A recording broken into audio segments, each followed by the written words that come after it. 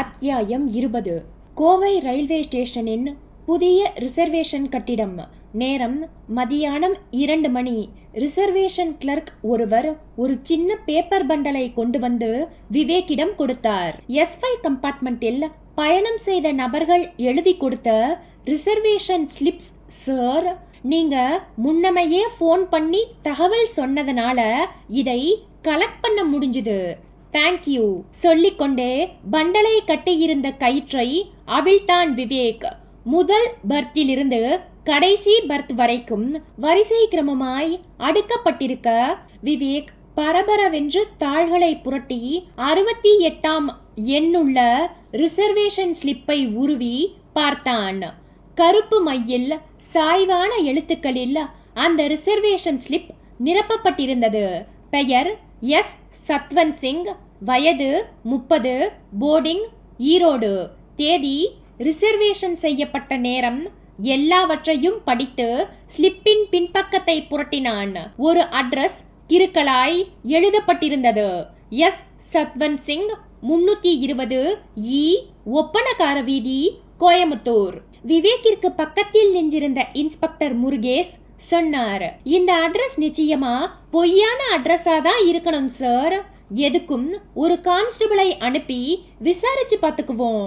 சொல்லிக்கொண்டே மற்ற ரிசர்வேஷன் ஸ்லிப்புகளை புரட்டி பெயர்களை பார்க்க ஆரம்பித்தான் விவேக். சார், எனக்கு ஒரு சந்தேகம் சார்.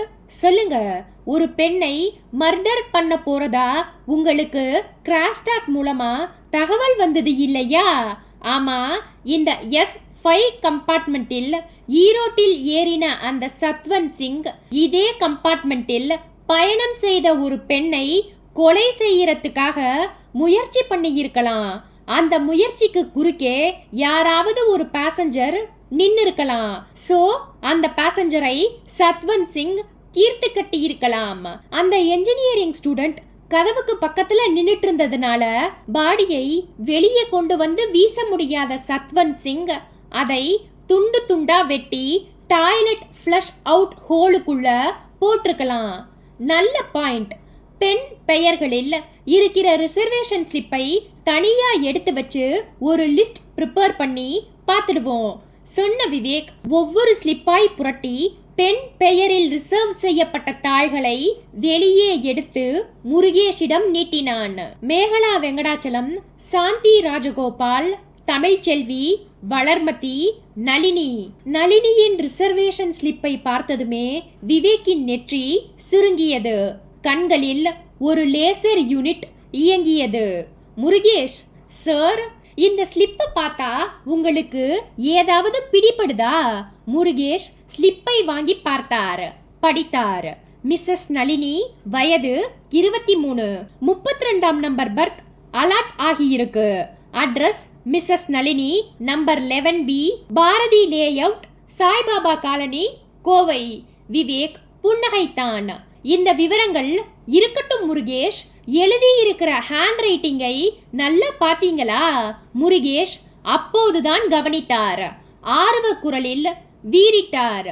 சார், அந்த சத்வந்த் சிங் கையெழுத்து மாதிரியே இந்த கையெழுத்தும் இருக்கு. அதே கருப்பு மை, அதே சாய்வான எழுத்து. சோ நளினியோட ரிசர்வேஷன் ஸ்லிப்பையும் சத்வந்த் சிங் ஃபில்அப் பண்ணி டிக்கெட் ரிசர்வ் பண்ணி இருக்கான். நளினிக்கும் சத்வந்த் சிங்குக்கும் என்ன தொடர்பு? கேஸுக்கு ஒரு பலமான ஹோல்டிங் கிடைத்ததில் பிரகாசமாகி போன முகங்களோடு விவேக்கும் முருகேஷும் எழுந்தார்கள். அத்தியாயம் 21. சாய்பாபா காலனியில் இருக்கும் பாரதி லேஅவுட்டை கண்டுபிடித்து 11B வீட்டை விவேக்கும் முருகேஷும் தொட்டபோது வீட்டு வாசலில் கண்ணாடி அணிந்த அந்த நடுத்தர வயது பெண் நின்றிருந்தாள். இன்ஸ்பெக்டர் முருகேஷ் யூனிஃபார்மை தவிர்த்திருந்ததால் அந்த பெண் கலக்கமில்லாமல் அவர்களை ஏறிட்டாள். விவேக் கேட்டான், இது நளினி வீடுதானே? ஆமாங்க, நீங்க யாரு? போலீஸிலிருந்து வரோம். அவள் முகம் சட்டென மாறியது. போலீஸா? எதுக்கு அவளை கேக்குறீங்க? அவ மெட்ராஸ் போயிருக்காளே. அது தெரியும். நளினிக்கு நீங்க என்ன ஆகணும்? அம்மா, வீட்ல வேற யாரு இருக்காங்க? யாரும் இல்ல. நளினியோட புருஷன் ஆபீஸ் வேலை விஷயமா வெளியூர் போயிருக்கார். எப்ப போனார்? நேத்து காலையிலேயே போயிட்டார். எதுக்காக மெட்ராஸுக்கு நளினி போயிருக்காங்க? அங்கே என்னோட சின்ன மக இருக்கா, அவளை பார்த்துட்டு வரத்துக்காக போயிருக்கா. தனியாவா? ஆமா. சத்வந்த் சிங். யாரு? சத்வந்த் சிங்கா? என்னங்க நீங்க என்னென்னமோ கேக்குறீங்க? அந்த பேர்ல இங்க யாருமே கிடையாதே. நளினியோட கணவரோட பேர் என்ன? கௌதம். நளினி மெட்ராஸ் போறதுக்காக ரயில்வே ஸ்டேஷனுக்கு போய் டிக்கெட்டை ரிசர்வ் பண்ணினது யாரு? மாப்பிள்ளை தான். உங்க மாப்பிள்ளை கௌதமுக்கு சர்தார்ஜி ஃப்ரெண்ட்ஸ் யாராவது இருக்காங்களா? எனக்கு தெரியாதுங்க என்று பதட்டமான குரலில் சொன்னவள் அவசர குரலில் கேட்டாள். எதுக்காக என் பொண்ணை பத்தியும் மாப்பிள்ளையை பத்தியும் விசாரிக்கிறீங்க? சொல்றோம். முதல்ல இந்த வீட்டை சோதனை போடணும். அதற்கான உத்தரவோடு தான் வந்திருக்கோம். பீரோ சாவியெல்லாம் உங்ககிட்ட தானே இருக்கு. ஆமா, வாங்க. விவேக்கும் முருகேஷும் உள்ளே போக அந்த அம்மாள் பின்தொடர்ந்தாள். கொஞ்சம் பெரிய வீடுதான்.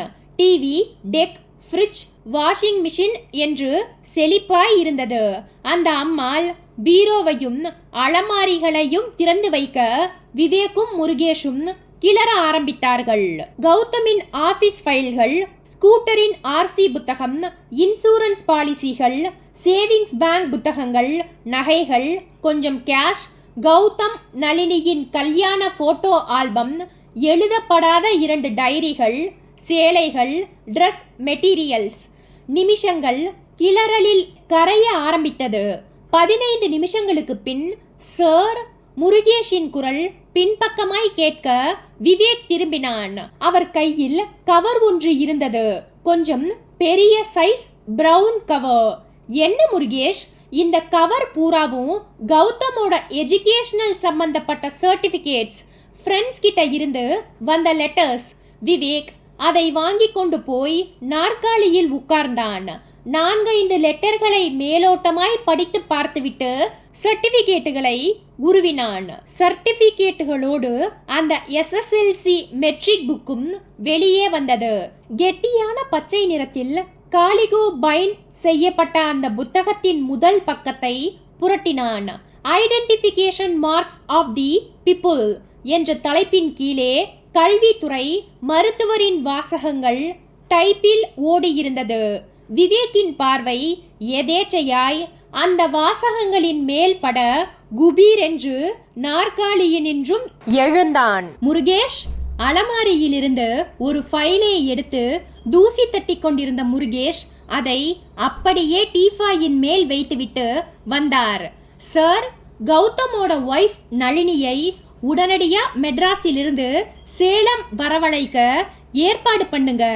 இன்னைக்கு ராத்திரிக்குள்ள நளினி சேலம் வந்தாகணும் என்று சொன்ன விவேக் கொஞ்சம் தள்ளி வியர்வை முகமாய் நின்றிருந்த அந்த அம்மாளை கூப்பிட்டான். 1 நிமிஷம் இங்கே வாங்கம்மா. அவள் வந்தாள். மெட்ராஸ்ல இருக்கிற உங்க சின்ன மகளுக்கு ஃபோன் இருக்கா? இருக்குங்க. வசதியா போச்சு. முருகேஷ், இந்த அம்மா கிட்ட இருந்து ஃபோன் நம்பர் வாங்கி நளினியை காண்டாக்ட் பண்ணிட்டு உடனே சேலம் வரவழைக்க ஏற்பாடு பண்ணுங்க. முருகேஷ் தயக்கமாய் கேட்டார். Sir, anything important? எஸ் என்று சொன்ன விவேக் முருகேஷை தனியாய் வாசல் பக்கமாய் அழைத்து போய் குரலை தாழ்த்தினான். நான் நினைச்சிருக்கிறது சரியா இருந்தா?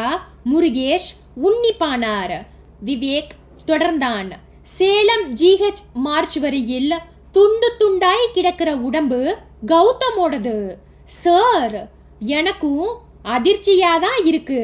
ஆனா கௌதமோட SSLC மெட்ரிக் புக்கில் ஐடென்டிஃபிகேஷன் மார்க்ஸ் காலத்தை பார்த்தீங்கன்னா உங்களுக்கு அது உண்மைன்னு தெரிய வரும். A scar round shaped found between his right eyebrow and the forehead.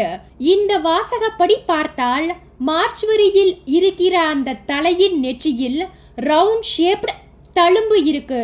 அந்த பாடி உண்மையிலேயே கௌதமோடது தானா இல்லையான்னு தெரிஞ்சுக்கத்தான் மெட்ராஸில் இருந்து நளினியை வரவழைக்க போறோம். இன்ஸ்பெக்டர் முருகேஷ் விவேக்கை பிரமிப்பாய் பார்த்தார். என்ன முருகேஷ் அப்படி பார்க்கறீங்க? Really you are great sir. Vivek புன்னகைத்து நளினியை வரவழைக்க ஏற்பாடு பண்றீங்களா என்றான். அத்தியாயம் 22. சேலம் ஜிஹெச். இரவு மணி 10. நளினி கண்கள் நிறைய கலவரத்தோடு விவேக் முருகேஷின் பின்னால் நடந்தாள். விவேக் அவளிடம் ஏதும் பேசிக்கொள்ளாமல் மார்ச்சுவரி அறைக்குள் நுழைந்தான். காத்திருந்த கான்ஸ்டபிள் துணி விரிப்பை விளக்க வெட்டி சேர்க்கப்பட்ட ஒரு பொம்மை மாதிரி அந்த உடல் தெரிந்தது. பயப்படாம பக்கத்துல வந்து பாருங்க நளினி. நேத்திக்கே கம்பார்ட்மெண்ட்ல இந்த தலையை பார்த்திருந்தா ஒருவேளை உங்களால அடையாளம் சொல்லி இருக்க முடியும். ஆனா டெட் பாடியை பார்க்க பயப்பட்டுக்கிட்டு சும்மா இருந்துட்டீங்க. நளினி தலையை நெருங்கினாள். வியர்த்து கொண்டு எச்சில் விழுங்கிக் கொண்டு உற்று பார்த்தாள். விவேக் குரல் கொடுத்தான். வலது கண் புருவத்துக்கு மேலே அந்த தழும்பு நல்லா தெரியும். பாருங்க, ஒரு கணவனோட உடம்பு அவனோட மனைவிக்கு ரொம்பவும் பரிச்சயமா இருக்கும். வேற அடையாளங்களை வச்சும் இது உங்க கணவர் தானாங்கிற முடிவுக்கு வரலாம். நளினி தன் பார்வையை அங்குலம் அங்குலமாய் அந்த உடம்பின் மேல் ஓடவிட்டாள். வினாடிகள் விழுந்து கொண்டிருக்க நளினி கொஞ்சம் கொஞ்சமாய் தளர்ந்தாள். கண்களில் நீர் நிரம்பி கலங்க அப்படியே முழந்தாளிட்டு உட்கார்ந்து அழுதாள். அவர்தாங்க, இது அவரேதான். மார்ச்சுவரி அறையில் கனத்த நிசப்தம். நளினியின் அழுகை சத்தம் மட்டும் சோக வயலின் மாதிரி இழைந்தது. ஒரு நிமிஷ நேரம் அவளை அளவிட்ட விவேக் பின் நெருங்கி சமாதானம் செய்து மார்ச்சுவரிக்கு வெளியே கூட்டிக் கொண்டு வந்தான். இதோ பாருங்க மிஸ்ஸஸ் நளினி, உங்க கணவர் நீங்க வந்த கம்பார்ட்மெண்ட்டிலேயே ஜேர்னி பண்ணி இருக்கார். நீங்க அவரை பார்க்கலையா? பார்க்கல சார்.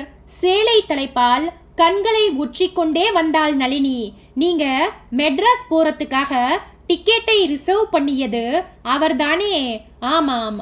உங்களுக்கு டிக்கெட் ரிசர்வ் செய்த அன்னைக்கே சத்வந்த் சிங் என்ற பெயரில் போர்டிங் ஈரோடு போட்டு இன்னொரு டிக்கெட்டையும் ரிசர்வ் பண்ணியிருக்கார். யார் அந்த சத்வந்த் சிங்? தெரியல சார்.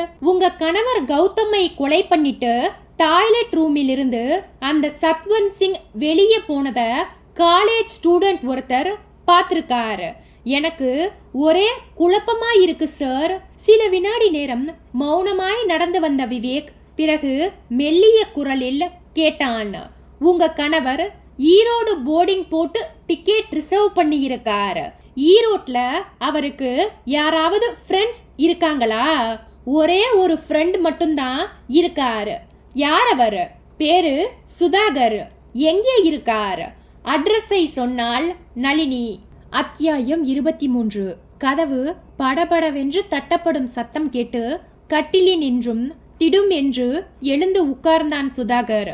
0 வாட்ஸ் வெளிச்சத்தில் டைம் பீஸ் நேரம் 1:05 என்று சொல்ல இந்நேரத்துக்கு யார் என்று ஆச்சரியப்பட்டு கொண்டே போய் கதவை திறந்தான். போலீஸ் யூனிஃபார்மை பார்த்து திகைத்து கொண்டிருக்கும் போதே பார்வையை சுழற்றி கொண்டே விவேக்கும் இன்ஸ்பெக்டர் முருகேஷும் உள்ளே நுழைந்தார்கள். நீங்க தானே சுதாகர்? ஆமா சார். கௌதம் உங்க நண்பர் தானே? ஆமா சார். ரூமை கொஞ்சம் வெளிச்சத்துக்கு கொண்டு வரீங்களா? சுதாகர் வேகமாய் நடந்து போய் சுவரில் இருந்த ஸ்விட்சை தேய்க்க டியூப்லைட் தகதகத்தது. விவேக் அவனை ஏறிட்டான். வீட்ல நீங்க மட்டும்தான் இருக்கீங்களா? ஆமா சார், நான் ஒரு பேச்சுலர். நேத்திக்கு ராத்திரி கௌதம் உங்களை பார்க்க வந்தாரா? ஆமா சார். அப்போ எத்தனை மணி இருக்கும்? 8 மணி இருக்கலாம். அவர் எதுக்காக உங்களை பார்க்க வந்தார்? மெட்ராஸ் போக போறதா சொன்னா. டிக்கெட் கோயமுத்தூரில் இருந்தே எடுத்திருந்தாலும் ஈரோட்ல இருந்துதான் ஏற போறதா சொன்னா. என்ன காரணம்? சுதாகர் அவஸ்தையாய் நெற்றியை தேய்த்தான். சொல்லுங்க, என்ன காரணம்? சார், நீங்க விசாரிக்கிறத பார்த்தா எனக்கு பயமா இருக்கு. கௌதமுக்கு ஏதாவது ஆபத்தா? அத பின்னாடி சொல்றோம். முதல்ல நாங்க கேக்குற கேள்விகளுக்கு பதில சொல்லுங்க சுதாகர். கௌதம் என்ன காரணத்துக்காக ஈரோட்டிலிருந்து வண்டி ஏறினார்? விவேக் குரலை உயர்த்தி கேட்க சுதாகர் சில வினாடிகள் மௌனித்துவிட்டு மெல்லிய குரலில் சொன்னான். சார், கௌதமுக்கு ரொம்ப நாளாவே தன்னோட மனைவி நடத்தை மேல சந்தேகம். யார் கூடவோ அவ தொடர்பு வச்சிருக்கா. அதனாலதான் அடிக்கடி மெட்ராஸ் போறா. அந்த உண்மையை கண்டுபிடிச்சு பழிவாங்கத்தான் நான் ஈரோட்டிலிருந்து அதே கம்பார்ட்மெண்ட்ல சத்வந்த் சிங் என்கிற பேர்ல ஜேர்னி பண்ண போறேன்னு சொன்னான். கையோடு சர்தார்ஜி ட்ரெஸ்ஸையும் மீசை தாடி டர்பன் எல்லாத்தையும் கொண்டு வந்திருந்தான். விவேக் நிமிர்ந்தான். அப்போ சத்வந்த் சிங் சர்தார்ஜி வேஷத்துல ஈரோட்டிலிருந்து வண்டி ஏறினது கௌதமா? ஆமா சார். Are you sure? இந்த வீட்டில் இருந்து தான் சர்தார்ஜியா வேஷம் போட்டுட்டு போனா சார். நான் என்ன சொல்லியும் அவன் கேட்கல. விவேக் முருகேஷிடம் திரும்பினான். முருகேஷ், கேஸ்ல லேசா வெளிச்சம் அடிச்சிருக்கு. சர்தார்ஜி வேஷத்துல இருந்த கௌதமை டாய்லெட் ரூமுக்கு கொண்டு போய் யாரோ தீர்த்துட்டு அதே சர்தார்ஜி ட்ரெஸ்ஸை தான் மாட்டிக்கிட்டு தப்பிச்சு போயிருக்கான். சுதாகர் திடுக்கிட்டு நிமிர்ந்தான். என்ன சார் சொல்றீங்க? கௌதம் கொலையா? எஸ், தலையசைத்த விவேக் தொடர்ந்து பேசினான். சுதாகர், கொலையாளியை கண்டுபிடிக்கிறதுக்கு நீங்க தான் உதவி பண்ணணும். நளினியோடு தொடர்பு வச்சிருந்த ஆளை உங்களுக்கு தெரியுமா? நான் அவனை பார்த்ததில்ல சார். மெட்ராஸ்ல நளினியோட தங்கச்சி வீட்டுக்கு பக்கத்து பங்களாவில் இருக்கிற ஒரு நபர் என்கிற விபரத்தை மட்டும் கௌதம் என்கிட்ட சொல்லி இருக்கான். அவனோட பேரு சேகர். அத்தியாயம் 24. சேலம். மறுநாள் காலை 7 மணி. விவேக்குக்கு முன்னால் நெஞ்சிருந்த நளினி சேலை தலைப்பால் கண்களை ஒற்றிக்கொண்டே பேசினாள். என்னோட கணவர் கொஞ்ச நாளாவே சரியில்லை. என் மேல அனாவசியத்துக்கு சந்தேகப்பட்டார். மெட்ராஸ்ல இருக்கிற சேகரையும் என்னையும் சம்பந்தப்படுத்தி ஜாடமாடையா பேசுவார்.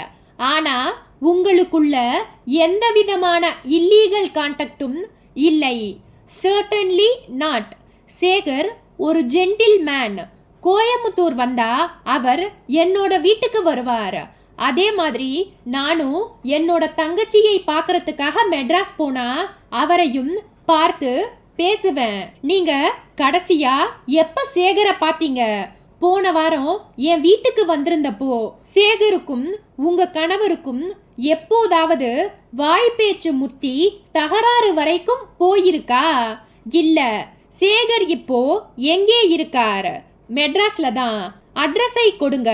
அவரை நீங்க சந்தேகப்படுறீங்களா சார்? நோ, இது ஒரு என்கொயரி தான்.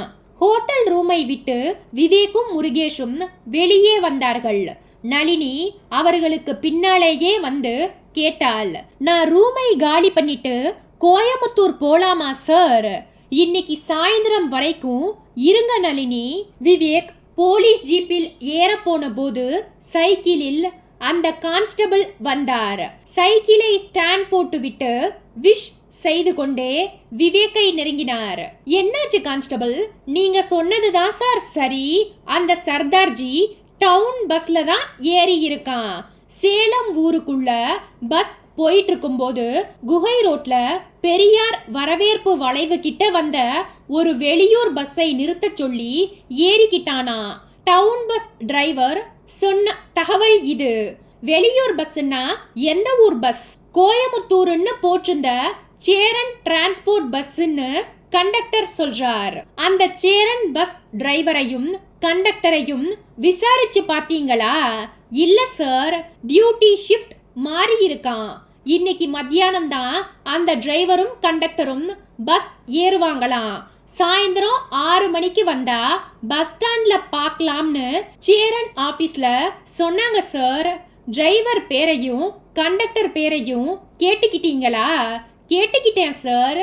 கண்டக்டர் பேரு சம்பத்குமார், டிரைவர் பேரு கோபால்சாமி. சரி, சாயந்தரம் 6 மணிக்கு நான் அவங்கள பார்த்து என்கொயர் பண்ணிக்கிறேன். Yes sir. அத்தியாயம் 25. அழுக்கான சேலம் பஸ் ஸ்டாண்டில் சாயந்தரம் 6 மணி. Cheran transport office. Bus stand பூராவும் நெரிசல் ததும்பிக் கொண்டிருக்க விவேக்குக்கு முன்னால் வழுக்கை தலை டிரைவர் கோபாலசாமியும் சுருண்ட கிராப் தலை கண்டக்டர் சம்பத்குமாரும் நின்றிருந்தார்கள். ஆமா சார், ஞாபகம் வருது. அது கடைசி பஸ். அதான் நாங்களும் வண்டியை நிறுத்தி அந்த சர்தார்ஜியை ஏத்திக்கிட்டோம். அந்த ஆள் கோயமுத்தூர் வரைக்கும் வந்தானா? அவன் கோயமுத்தூர் வரைக்கும் வரல சார். பின்ன ஈரோட்லயே இறங்கிட்டான். ஈரோடா? ஆமா சார். பஸ் ஸ்டாண்ட்லேயே இறங்கிட்டானா? ஆமா, பஸ் ஸ்டாண்ட்லேயே இறங்கி ஆட்டோ ஸ்டாண்டை நோக்கி போனதை நானும் டிரைவரும் பார்த்தோம் சார். கண்டக்டர் சம்பத்குமார் ஆணித்தரமாய் சொல்ல விவேக் கேட்டான். நீங்க இப்ப பஸ்ஸை எத்தனை மணிக்கு எடுப்பீங்க? 6:30 மணிக்கு சார். நானும் உங்க பஸ்ஸிலேயே வரேன். ஈரோடு பஸ் ஸ்டாண்ட்ல என்னை இறக்கி விட்டுடுங்க. அவர்கள் தலையாட்டினார்கள். அத்தியாயம் 26. இரவு மணி 8. ஈரோடு பெரியார் காலனி. குவார்ட்டர் பாட்டிலை திருகி உள்ளே இருந்த திரவத்தை கலகலவென்று டம்ளாரில் வார்த்து கொண்டிருந்த சுதாகர் கதவு தட்டப்படும் சத்தம் கேட்டு எரிச்சலாய் எழுந்து போய் திறந்தான். கதவுக்கு பின்னால் அந்த ஆட்டோ டிரைவர் தெரிந்தார். என்ன வேணும் சார்? முந்தா நாள் ராத்திரி இந்த வீட்டுக்கு ஒரு சர்தார்ஜியை ஏத்திக்கிட்டு வந்தேன். ஆட்டோ சார்ஜுக்கான சில்லறை தராம 50 ரூபாய் நோட்டை கொடுத்தார். சார்ஜ் போக மீதி 42 ரூபாய் அவருக்கு நான் கொடுத்தேன். சரி, அதுக்கு என்ன இப்போ? அவர் கொடுத்த 50 ரூபாய் நோட்ல கட் ஒன்று இருக்கு சார். எந்த பெட்ரோல் பங்க்ல கொடுத்தாலும் வாங்க மாட்டேங்கிறான். அதான் அந்த ஆளையே பார்த்து இந்த நோட்டை கொடுத்து மாத்திக்கிட்டு போலாம்னு வந்தேன். Cut NOTA? நல்ல நோட்டு தானே கொடுத்தேன். நீங்க எங்க சார் கொடுத்தீங்க? அந்த சர்தார்ஜி தானே கொடுத்தார். அவரை கூப்பிடுங்க. அந்த ஆள்கிட்ட நான் பேசிக்கிறேன். சுதாகர் சட்டென்று சரி சரி, உனக்கு வேற நோட்டு தானே வேணும், நானே தரேன், இங்கேயே நில்லு சொல்லிக்கொண்டே திரும்ப தேங்க்ஸ் சுதாகர். டிரைவருக்கு பக்கவாட்டிலிருந்து வெளிப்பட்டான் விவேக். சுதாகரின் முகம் பிரேதமாய் வெளுத்து போக விவேக் சிரித்துக்கொண்டே உள்ளே நுழைந்தான்.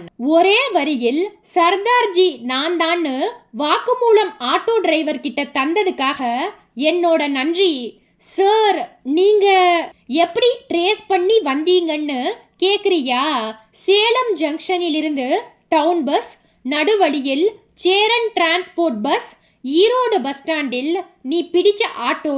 நீ பகல் நேரத்துல கௌதமை தீர்த்து கட்டிட்டு தப்பிச்சிருந்தா இவ்வளவு துல்லியமா எங்களால ட்ரேஸ் அவுட் பண்ண முடியாது. சரி, இப்போ முக்கியமான விஷயத்துக்கு வருவோமா? கௌதம் பேர்ல உனக்கு அப்படி என்ன ஒரு ஆத்திரம்? எதுக்காக அந்த கொத்துக்கறி கொலை? சார், நீ இப்போ கிளீன் போல்டு. எதை சொல்லியும் தப்பிக்க முடியாது. சொல்லு, எதுக்காக இந்த கோல்ட் பிளட்டட் மர்டர்? நளினிக்கும் உனக்கும் ஏதாவது கள்ள தொடர்பா? இல்ல சார். பின்ன கௌதம் அவனோட ஒய்ஃபுக்கு தெரியாம ஆபீஸ்ல 50,000 ரூபாய் லோன் வாங்கி நான் ஆரம்பிக்க போற புது பிசினஸுக்கு கொடுத்திருந்தான். ப்ரோ நோட் எழுதி வாங்கிக்காம ஒரு நம்பிக்கையின் பேரில் கொடுத்திருந்தான். தொழில் தொடங்குறதுக்குள்ள கையில் இருந்த பணம் ரேஸ்லையும் விஸ்கிலையும் கரைஞ்சு போயிருச்சு. கௌதம் 2 தடவை அந்த பணத்தை பத்தி பேச்செடுத்தான். எப்ப தருவேன்னு கேட்க ஆரம்பிச்சான். நானும் ஏதோ சாக்கு போக்கு சொல்லி சமாளிச்சிட்டே வந்தேன். இந்த பிரச்சனை என்னைக்காவது ஒரு நாள் என்னை சிக்கலில் மாட்டி வச்சுடும்னு நினைச்சேன். அதுக்கு முன்னாடி கௌதமை தீர்த்துட்டா என்னன்னு யோசிச்சேன். இந்த யோசனையில நான் இருக்கும் போதுதான் முந்தா நாள் ராத்திரி கௌதம் வந்தான். சர்தார்ஜி ட்ரெஸ்ல நளினியை தீர்த்து கட்ட போகிற திட்டத்தை சொன்னான். அவன் திட்டத்தை சொல்ல சொல்ல இந்த சந்தர்ப்பத்தை உபயோகப்படுத்தி இவனை தீர்த்து கட்டினா என்னன்னு நான் யோசிச்சேன். கௌதம் சர்தார்ஜி வேஷத்துல ஸ்டேஷனுக்கு போனதும் நான் அவனை ஃபாலோ பண்ணி ஸ்டேஷனுக்கு போனேன். ட்ரெயின் வந்துச்சு. கௌதம் S5 கம்பார்ட்மெண்ட்ல ஏறினான். டிடிஇ அடுத்த கம்பார்ட்மெண்ட்டுக்கு போனதும் நான் ட்ரெயின் நகர ஆரம்பிச்ச உடனே அதே S5 கம்பார்ட்மெண்ட்ல ஏறிக்கிட்டேன்.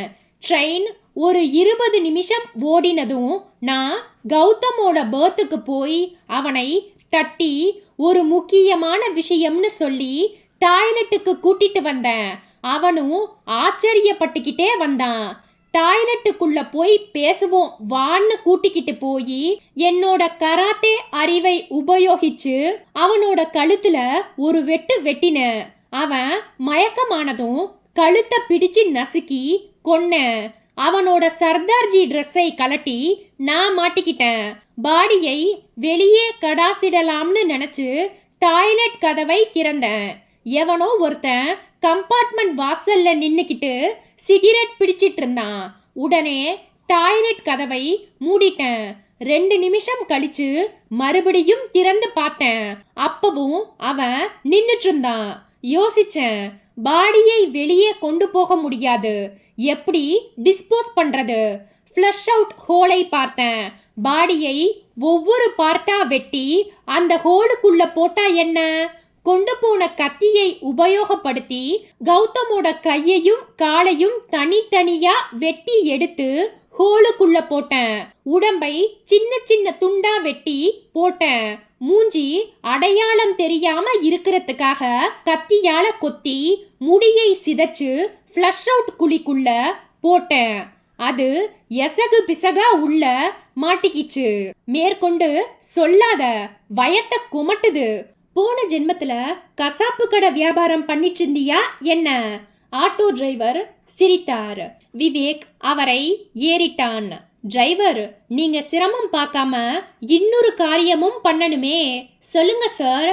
பக்கத்துல இருக்கிற ஏதாவது ஒரு போலீஸ் ஸ்டேஷனுக்கு போய் தகவல் சொல்லி போலீஸை ஜீப்போடு வர சொல்றீங்களா? திவ்யமா போய் கூட்டிட்டு வரேன் சார். டிரைவர் ஆட்டோவின் ஸ்டார்டரை உற்சாகமாய் இழுத்தார்.